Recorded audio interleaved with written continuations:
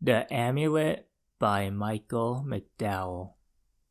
Had I but all of them, thee and thy treasures, what a wild crowd of invisible pleasures! To carry a pure death in an earring, a casket, a signet, a fan mount, a filigree basket. Robert Browning, The Laboratory. Prologue. In March 1965, Fort Ruka in the southeastern corner of the state of Alabama was a busy, crowded area. Here, many Army recruits underwent basic training and were further instructed in helicopter piloting and helicopter maintenance. It had become known what a terrible war was being fought in the jungles of Vietnam, and how little prepared our soldiers were against the tropical foliage, where thousands of men and whole factories of machinery and weapons could be moved along supply trails that were invisible from the air. The earliest veterans of the war had come back and were frantically training more men with the terrain of Vietnam in mind. The Chattahoochee River is not far from Fort Ruka, and the basin of that slow-moving, wide stream is very popular in density and quality of vegetation, and was the ideal proving ground for those men who would soon see combat. Fort Ruka is located in the most unfriendly section of Alabama, a flat, featureless landscape that seems always hot, always menacing, always indignant when farmers try to scratch their meager livings out of the hard soil.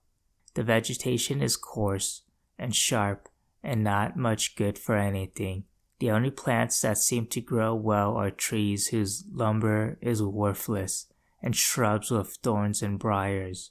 The 4 kinds of poisonous snakes indigenous to the continental United States are found together in only one place, the wiregrass area of Alabama. That seems only natural to the people who live there. In one corner of the crowded map, wiregrass, the coarse ground cover that gives the area its nickname, had been shorn close, and an extensive firing range constructed for the rifle instruction and practice of Army inductees from all over the country. One very hot Friday morning, shortly before noon, and underneath a blazing cloudless sky, about 75 men in 3 equal groups were shooting at targets cut in the shape of men with yellow faces and slanted eye slits. Well behind the line of prone, firing privates were the other 50 who were waiting their turn. 2 men, not much different from the others, leaned against the wire fence that separated the camp from the dusty peanut fields belonging to an Alabama state senator. The senator had made a fortune out of this soil, obtaining government subsidies for not raising cotton and corn and taking a tax loss on his income each year because, somehow or another, the peanut crop always failed. He was one of the very few who could make money off the land of the wiregrass. The 2 privates could not have cared less about the senator's peanut fields. One of the men was a middle height, coarsely handsome, and in extraordinary health. From his thick accent, it was apparent that he was very much at home in this part of the country. His companion was somewhat taller, but more delicate. His features had a distinctly Jewish cast to them. The first man, whose name was Dean Howell, said to his companion, "You look here at this, see?" Dean held up the rifle he carried and thrust the butt of it before Simon's eyes. "You see that pine cone?" Si nodded. He had already noticed the small pine cone embossed in the lowest corner of the butt of every rifle on the firing range. Dean continued, "This rifle was made, start to finish, in Pine Cone, Alabama. And my wife Sarah is right there on the assembly line. She had her hands on this piece, 'fore I did. It was like it was blessed in a way." Si nodded. "How far is the pine cone from here?" "Oh," said Dean, "if you was to stand on my shoulders, you could see it.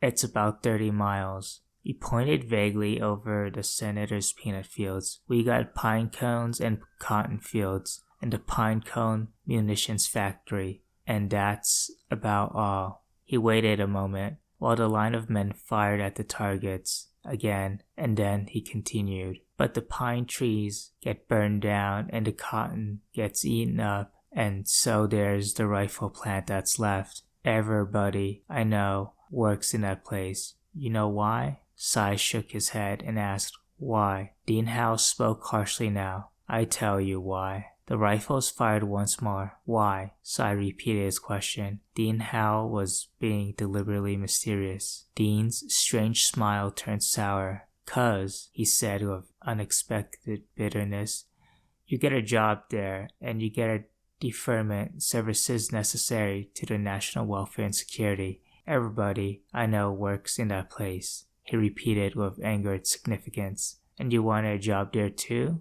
Said Cy, who had begun to understand Dean's apparent disgust with the Pinecone munitions factory. You're right, you're exactly right, said Dean, and I ought to be there right now myself. I ought to have a good job there, inside, not out in the sun like this, building these damn things or carrying them out from one place to another, not firing them off. I ought to be there, 'cause I know the man who's in charge of hiring there. I know him real good, 'cause we used to go after the quail together every year. Why didn't he hire you then? Well, he said he didn't have no place for me, and that he just had to wait until something opened up. But goddamn, I'd have taken anything. I tell you not to have to go to goddamn Asia. I love this country, but goddamn, I want to have both my legs this time come 3 years. Well, he was waiting for something to open up, but I got drafted, and here I am.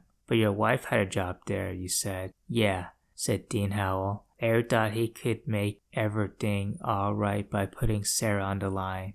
That's what they call the assembly line in Pinecone. The line, and everybody knows what you're talking about. But Sarah being on the line didn't make nothing all right. Sarah and I hadn't been married more than a year when I got drafted. Even the people down at the draft board said it was a shame I was getting taken away like that, but they said there was nothing they could do about it either. Dean, said Cy, it sounds like you got the wrong end of the stick.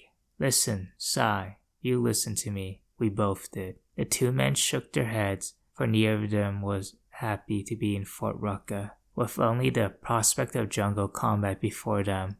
There were many rumors just then going around the camp about tortures that the Vietnamese had designed just to prolong the death of captured American soldiers, of the terrible things they could do to a man that would make him beg for immediate execution. Dean pulled a handkerchief out of his back pocket and wiped his forehead and his hands off the sweat there, and then handed it to Cy, who did the same.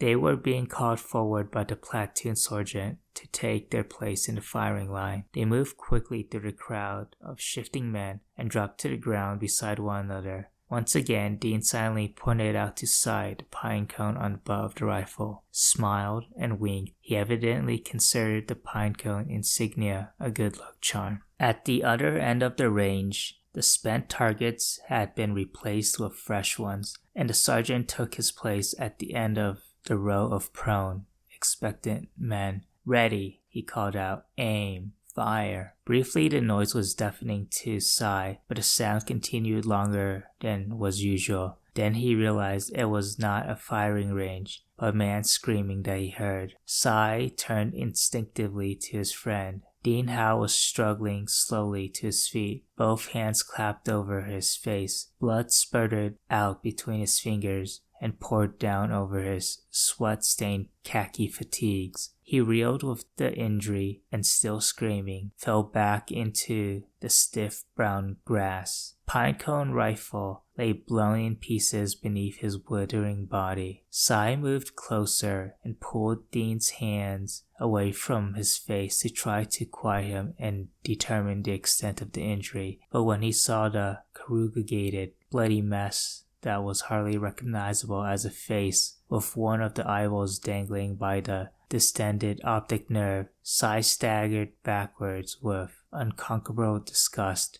and Dean continued his inarticulate screams until he gagged on his own blood. He He was on his feet again and reeled blindly into a group of men who had watched all this in shocked immobility. They scattered as he fell over into their midst. Chapter 1. Pinecone, Alabama is located on the western edge of the Wiregrass region, tantalizingly near the border of the Pine Barrens, which are more lonely perhaps, but infinitely more profitable. Another town had been settled in the same spot about 1820 and called by another name that no one remembers, but it was burned down by 3 Union soldiers. Not because it was a rebel stronghold, but because they were drunk. It was not built up again until the late 19th century, and no one knows why. The town is not on a railroad line, and in fact, after the munitions factory had become a place of importance to military leaders, it was necessary to build a spur from the L&N tracks, which run about 10 miles east of Pinecone. Burnt Corn Creek, which meanders through the town and much of the adjoining countryside, is not navigable even by Boy Scouts in their canoes who, for boating exercise, must go many miles south of the junction of Burnt Corn with Murder Creek. Both were named after certain common practices of settlers in an earlier period of Alabama. The water is filled with rapids and interrupted by trees that fall across the breadth of narrow watercourse after every heavy rain. It is not even good for swimming, for the margins of the river breed leeches and water moccasins in staggering numbers. Nor is Pinecone the center of extensive farming lands. The tracts and small farms around produce few substantial cash crops, though cotton, peanuts, soy, potatoes, corn, and pecans are in moderate favor of farmers who, with pitiful regularity, fall one by one into insolvency and bankruptcy. Occasionally, one of these hard-pressed men will relieve his financial troubles by suicide. At one time, there was a chenille mill in the town, but it folded during the Depression. Now there is the Pinecone Munitions Factory, and that keeps the town going. Other than this, the principal industry of Pinecone is said to be the 3 crippled black women who spend their days constructing patchwork quilts, which are sold in the North for fabulous sums. The town is proud of its population of 2,000, and it might well be, since there is nothing to keep them there except stubborn civic pride, overwhelming inertia, or a perverse moral self-discipline bordering on masochism. 11 churches minister to the needs of unregenerate souls in Pinecone, and nearly 24 retail establishments vend articles that the inhabitants of the town may or may not require. There is a public library, not much used, which was set up and maintained by a spinster in the 20s. Now it is run by her first cousin, once removed, also a spinster, and even nastier to the few children who go there than the first woman had been. The only building that survives from the burning of the town during the Civil War is the jail, a shell of a brick building with bars on the front windows. It is now almost hidden by vines and cannot boast of a roof. It is located on a property belonging to the Hardshell Baptists and is supposed to be haunted by the ghost of a slave who starved to death in it. The police force is limited, but there is not much belligerent crime in Pinecone, though it must be admitted that what there is usually of a violent and often fatal nature. The town has more murders than robberies. This is because most homicide arise outside of quarrels among family and friends and are crimes of passion. A robbery is cold-blooded, and the citizens of Pinecone, though he will not hesitate to plunge a butcher knife into his wife's heart when he discovers her in bed with his domino crony, is at heart a law-abiding man. Sheriff Phelan Garrett has been head of the police force for 12 years. Under him is Deputy Ray Barnes. Garrett is often heard to complain that Barnes has a bad aim and a dickhead. Officer James Shirley is reliable, though he does not lead a happy domestic existence. 2 more policemen spend the greatest part of their time on duty in a cafe near the train tracks, which is known more for the friendliness of the 2 waitresses than for the quality of the food. Downtown Pinecone is 3 blocks off dilapidated storefronts with the usual complement of a bank, a dime store, Greek clothing stores, a shoe store, a supermarket, part of the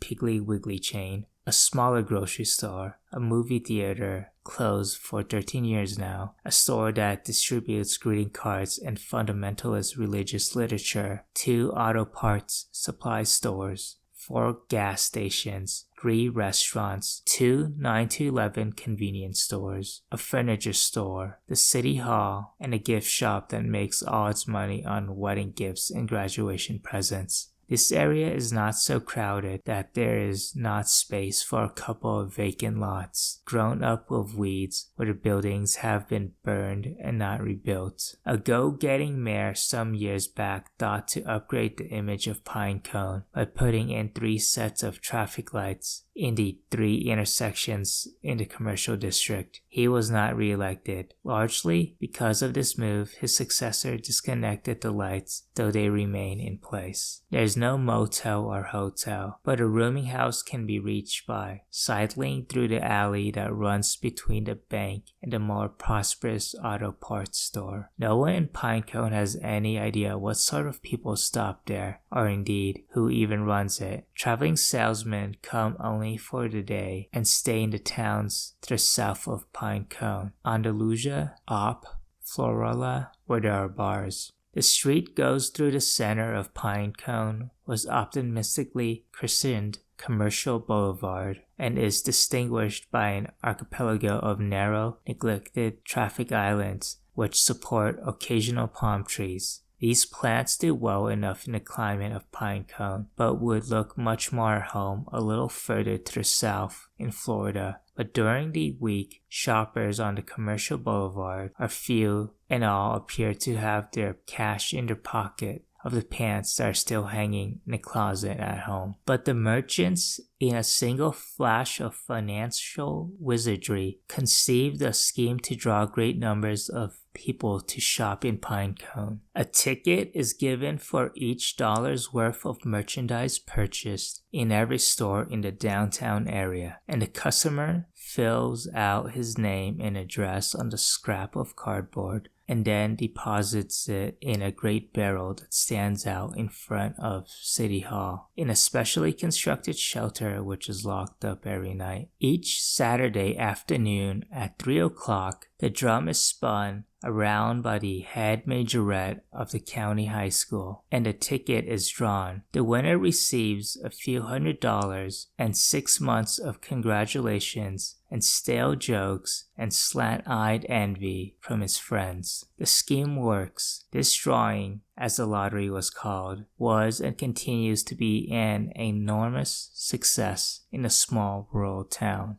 In the entire county, in fact, where gambling is something that people did in Nevada and on television and nowhere else. For the first time in their lives, the people of Pinecone were being offered something for nothing. The town is mobbed all day on Saturday, so that it is difficult to drive a car those 3 blocks through the center of Pinecone. Farmers and their wives and their 8 children, who before had gone to one of the larger towns nearby, now come to Pinecone to do their shopping. Carefully and laboriously fill out the tickets, deposits them into the rusting drum, and desperately pray for the few $100s that, in truth, would make a substantial difference in the quality of their lives for many months to come. On Saturday morning, the stores are crowded with people who spend money with glad hearts, knowing that they may have the chance to make it all back in the afternoon. All day there is a line in front of the city hall. Everyone in town sticking has few or many tickets through the narrow slot in the top of the barrel. Everyone likes to give it a lucky spin in hopes that the motion will increase the chance that their own ticket will be pulled out by the pretty blonde girl in the high white boots and the gold tassels on her stovepipe hat. The few $100s would mean much to almost everyone living in Pinecone, for it is not a prosperous community. The richest men in town are the 2 lawyers, president of the bank, the dentist, 3 general practitioners, and the chiropractor. The richest, the dentist, makes in his best years, with half the 8th grade class going into braces, no more than $32,000. Certain people stand to inherit money Sunday, but the kin are hanging stubbornly on to their sorry lives. Others have wealthy relatives in other parts of the state, but a rich relative everyone knows has a tighter fist than a 3-day-old corpse. And everyone, no matter his income, has the same trouble with mortgages and overdraft. The residential area that lies to the north of Commercial Boulevard cannot exactly be called fashionable, but it is the most desirable area of town. Here live the professionals, store owners, and the school teachers. Factory workers live in a less substantial housing south of the Commercial Boulevard. The black section of Pinecone is on the eastern edge of the town, geographically separated by Burnt Corn Creek. Here, the people are often very poor indeed.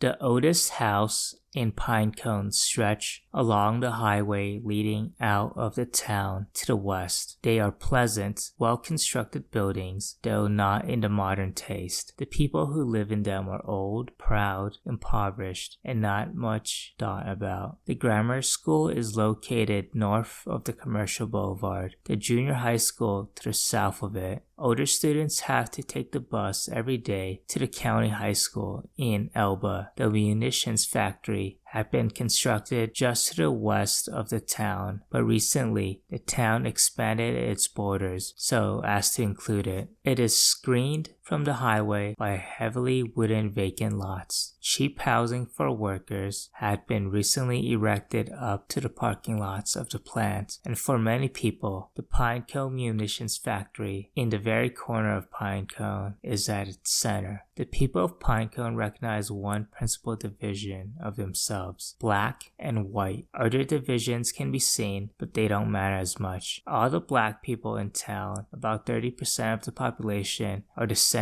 from slaves who had worked in the plantations in the Black Belt, only a few miles to the north. Many of them bear the peculiar last names of the facetious white masters who bestowed upon them at the time of their emancipation: Shakespeare and Hiawatha and Cantaloupe. Some of the black women are employed as maids, and some of the black men work at the plants. Other men and women are hired for seasonal work in the fields, and some businesses are operated by blacks specifically for their own community, for there is a rigid segregation in many areas of commerce in the deepest portions of the South. Blacks live in their own lives on the other side of the Burnt Corn Creek. The white people of Pinecone are, for the most part, the great-grandsons and daughters of the sharecroppers and petty landowners who tried, with no more success than their descendants, to work the soil of this region. The white inhabitants of Pinecone are not overly educated, they are not overly refined, and they are not overly civil to one another. The community is so homogeneous, it seems like an extended family, but it is a family that feuds with itself constantly. The Wiregrass is not a region that breeds tolerance or friendliness, and the marginal of human attributes seem to exist in that place by chance and neglect rather than by cultivation. Neighbors distrust one another as a matter of course, and the brother is very careful when he turns his back on his sister. To give the benefit of the doubt is a phrase that is not even understood, much less put in practice in Pinecone. Religion is a great occupation in this part of the country. There are many fractions among the Presbyterians, Methodists, Baptists, Seventh-day Evangelists, Congregationalists, and the Church of Christers, and many of these denominations are further split up. The Baptists, for instance, come in both the hard-shell and soft-shell variety. Hard-shell Baptists sing their hymns in a cappella, for they consider bringing a piano or an organ into a sanctuary is no better than turning it into a dance hall. They do not cross their legs, for that is thought to be a form of dancing, and dancing is a sinful abomination. Soft-shell Baptist women cross their legs, but leave the dancing to the Presbyterians and the Methodists, and cheerfully damn them to hell for it. 3 families of Catholics live in Pinecone, all of them employed at the factory. 2 of the families go every week for services in Andalusia. The 3rd is apostate. There are no Jews in Pinecone, and no one could be found who would admit to atheism. Religion is often hard in Pinecone, but life is not particularly easy itself, and it gets appreciably sterner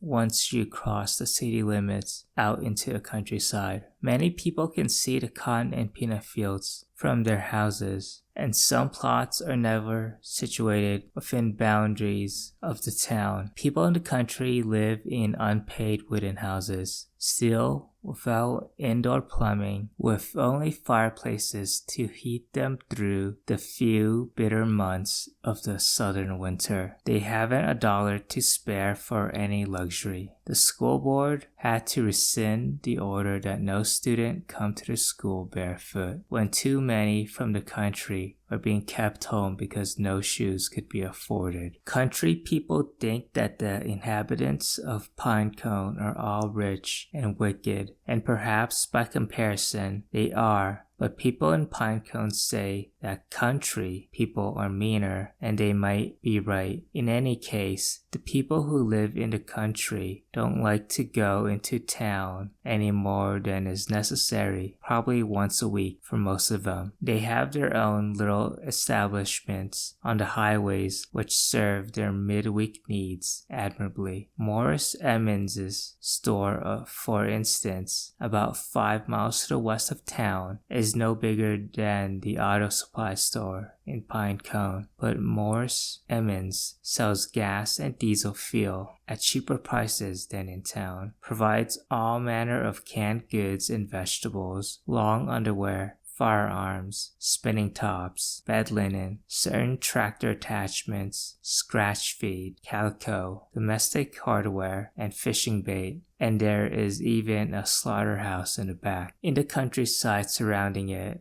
and in Pinecone itself, morality is rampant. When a boy playfully filched a pencil from his best friend, it was universally predicted that he would end up in the state penitentiary if he recovered from the whipping that his father administered. And among adults, adultery is an unmentionable thing which only occurs in the Bible and in Mobile. But this morality is that of the hard face. It is scandalous to mow your lawn on Sunday, for that shows disrespect for God, who likes long grass on the 7th day. On the other hand, it is perfectly natural, because it is legal by the laws of the United States, for the president of the bank to foreclose on a piece of property adjoining his own so that he could purchase it for the price of a dead dog, tear down an old woman's house, and build a swimming pool for himself. The old woman died in a nursing home in Andalusia before the pool could be filled with unchlorinated water. But it could be said also that there is a great vitality in the mean-spiritedness of the town's inhabitants. Sometimes they are creatively cruel to one another, and there were seasons in which Pinecone was an exciting place to live if you were a spectator and not a victim.